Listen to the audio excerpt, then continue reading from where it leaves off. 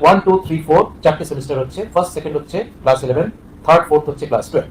এই মুহূর্তের সবচেয়ে বড় আপডেট যে ফার্স্ট সেমিস্টার সেকেন্ড সেমিস্টার এই দুটো সেমিস্টার হচ্ছে ক্লাস 11 এবং থার্ড সেমিস্টার ফোর্থ সেমিস্টার এই দুটো সেমিস্টার হচ্ছে উচ্চ মাধ্যমিক। অর্থাৎ 2024-25 ক্লাস 11 ফার্স্ট এবং সেকেন্ড সেমিস্টার এবং 2025-26 এইচএস যারা দেবে তারা হচ্ছে সেমিস্টারের প্রথম ব্যাচ, থার্ড সেমিস্টার আর ফোর্থ সেমিস্টার, ঠিক আছে। আর ফার্স্ট সেমিস্টারে তোমাদের শুধু এমসিকিউ টাইপের কোশ্চেন থাকবে, আর সেকেন্ড সেমিস্টারে থাকবে হচ্ছে এসএকিউ এবং ডেসক্রিপটিভ বা বড় প্রশ্নের উত্তরগুলো, ঠিক আছে।